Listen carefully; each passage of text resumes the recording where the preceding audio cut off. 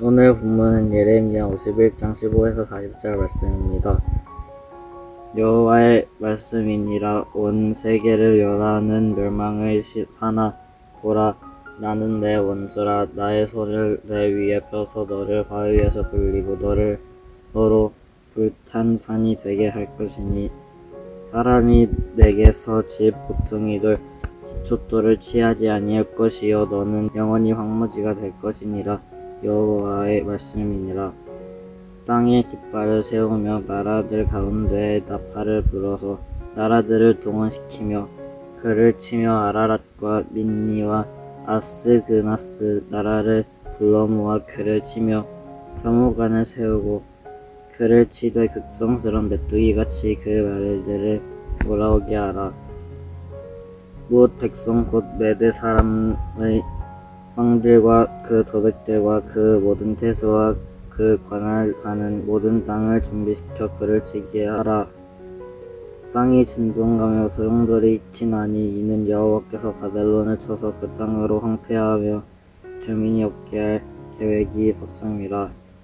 바벨론의 용사는 싸움을 그치고 그들의 요새에 머무르나 기력이 쇠하여 여행같이 되며 그들의 거처는 불타고 그 문빗장은 부러졌으며 고발꾼은 고발꾼을 맞으려고 달리는 전령은 전령을 맞으려고 달려가 바벨론의 왕에게 전하이를 그 성읍 하방이 함락되었으며 모든 나루는 빼앗겼으며 갈대밭이 불탔으며 군사들이 겁에 질렸더이다 하리라. 만군의 여호와 이스라엘의 하나님께서 이와 같이 말씀하시되, 딸 바벨론은 때가 이른 타작마당과 같은지라. 멀지 않아 추수 때가 이르리라 하시도다.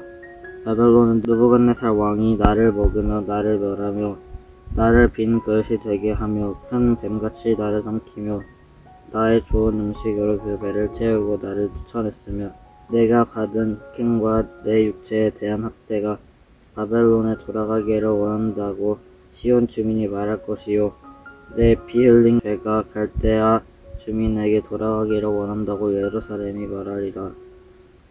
그러므로 여호와께서 이와 같이 말씀하시되, 보라, 내가 내 송사를 듣고 너를 위하여 보복하여 그의 바다를 말리며 그의 샘을 말리리니 바벨론이 돌무더기가 되어서 승냥이의 거처와 혐오의 대상과 탄식거리가 되고 주민이 없으리라.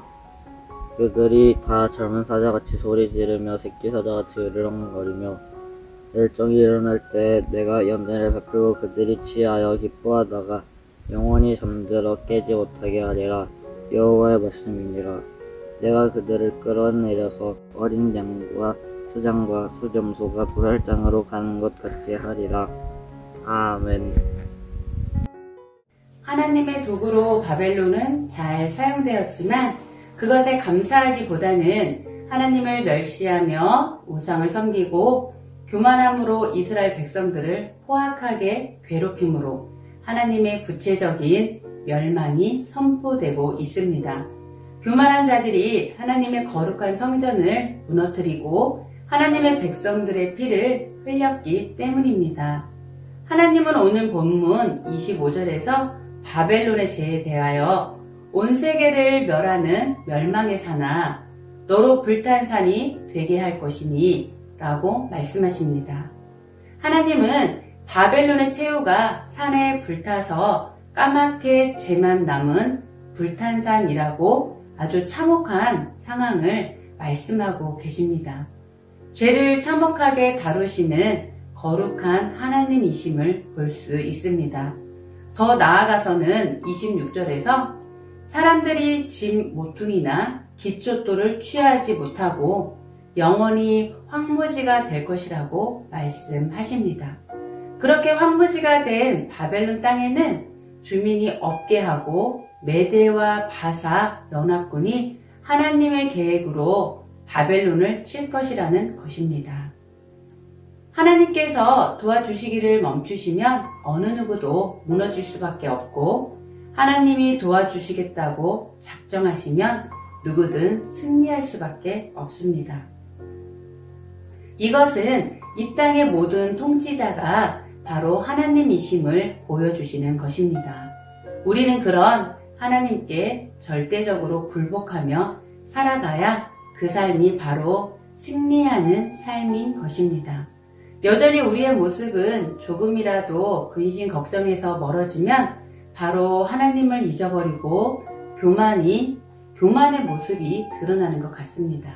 이스라엘이 바벨론의 포로로 잡혀간 것도 하나님의 은혜였지만 언약의 자손이 아닌 바벨론이 하나님의 도구로 사용되어진 것도 하나님의 은혜였습니다.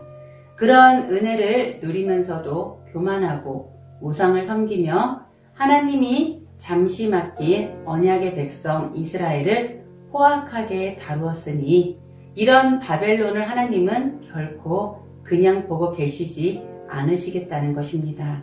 이제 이스라엘은 하나님께 포로로 잡혀가고 처음으로 부르짖으며 호소하는 것을 35절에서 볼 수 있습니다.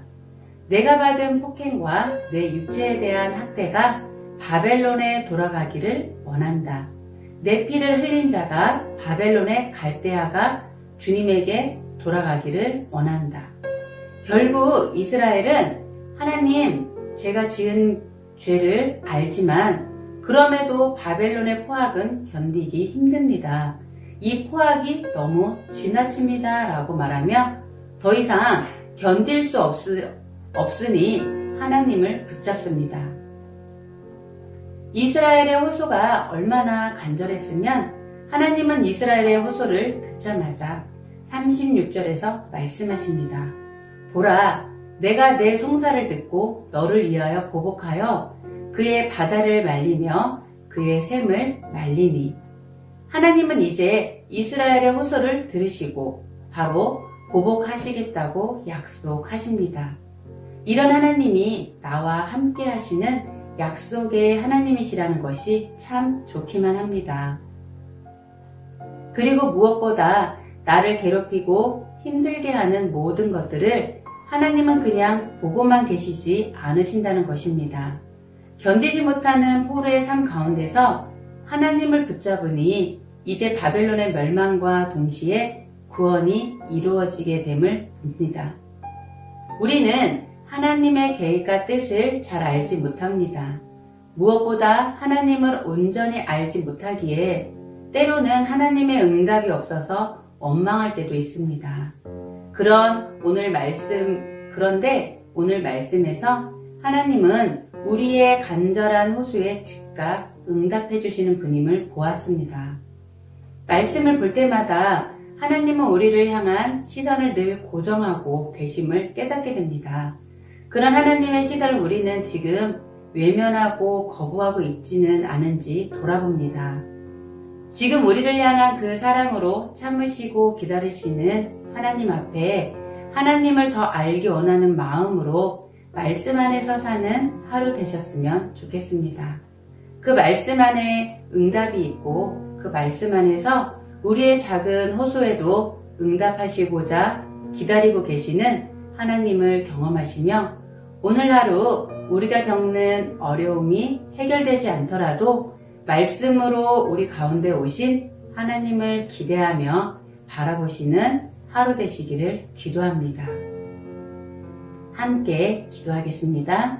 하나님, 어려움이 해결되지 않더라도 하나님을 믿고 신뢰하며 말씀 안에 거하게 하여 주시옵소서.